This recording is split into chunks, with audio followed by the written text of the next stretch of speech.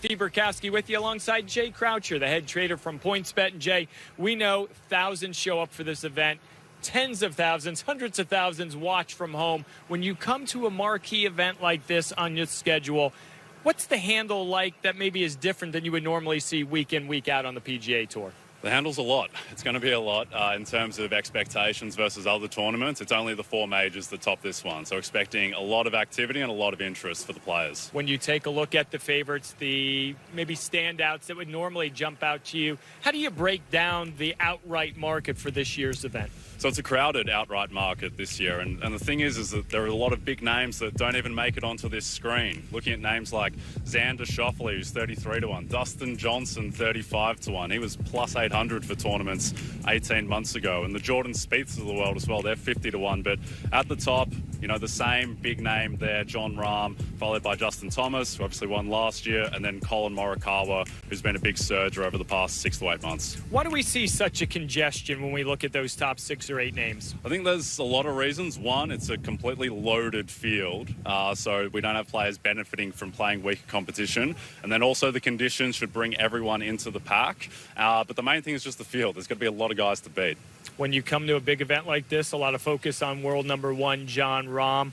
Where do you price him this week relative to where maybe we have seen him at big events in the past year or so? So Jon Rahm is plus 1,200, and that's longer than he's been of late. He was plus 700 at the Open, and at tournaments towards the end of the season, he was going for plus 600, which is basically unheard of since peak Tiger Woods. So it shows the level of respect that we have for Rahm. He's a bit longer this tournament than usual, mainly just because of the field and the conditions. When you take a look at the world ranking, a topic we have discussed over the past few days, the top 5 in the official world golf ranking, all under the age of 30. So I'll throw out a name like Viktor Hovland or Scotty Scheffler, who's won 2 of the last 3 starts on the PGA Tour. Where is that balance of pricing the young guard, if you will, maybe against the 30-somethings and older? There's a lot of love for the young guard from bettors, in particular Viktor Hovland. People adore Viktor Hovland. They love betting on him. He's 20-1, so one of the top 4 favourites this week. And then Scotty Scheffler, he is the other one, along with Colin Morikawa. And those guys have now surged beyond your Dustin Johnsons, Brooks Koepkas, Jordan Spieths in the odds. But Hovland is the guy with, I think, 4 top 4 finishes in his past 5 starts, which is pretty good. And people expecting that he'll take that form into the players. Another one of the big topics, as you found out, sitting here, the wind, the weather, the conditions. We've touched on it over and over. A lot of rain, a lot of inclement weather expected. What kind of impact does that have on you across the board? Huge impact, and that's what it brings the field together in the outright, and we just think that it's going to be a difficult tournament, and with that brings long shots into the mix. Players who are 100-1, 150-1, they perhaps have a better chance because, you know, we think that 11 under probably wins this tournament this weekend. And so normally in the past few years you've seen 14 under, 16 under, 18 under, whereas this year we think that, you know, 277.5, that's where we've got the number set at. So maybe a bit more room for a long shot to win. The numbers are always changing. You guys are always on top of it, but how much does the weather really become an X factor even for you guys?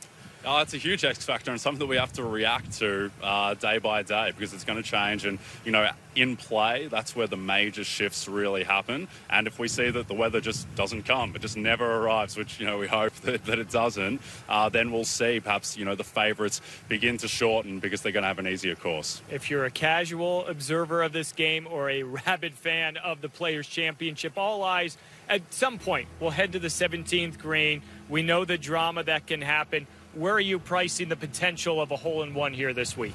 Yeah, so we've got a plus 250 for there to be a hole-in-one, so about a 30% chance. The weather doesn't factor into that too much because it's such a unique event anyway, but this is a really fun way to bet the 17th. I think betting on a hole-in-one, it's like betting on a walk-off buzzer-beater 3 in basketball, and you've got that opportunity whenever someone steps up to the tee. Well, we saw it at Waste Management a month ago. A couple of aces made on Saturday and Sunday. It can be a potential game changer.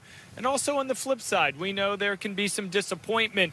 How is that navigated in terms of balls that end up in the water? Yeah, so obviously the huge other element of 17. So that number is set a little bit higher than it normally would be just because of the weather, which could cause a bit more havoc. But, most of our activities actually come in on the under, where people think that players are going to be able to avoid the water and not hit it there. Oh, they're eternal optimists if the forecast holds true. Jay Croucher, head trader PointsBet, always good to catch up with you and get a better understanding. A pleasure, Burko.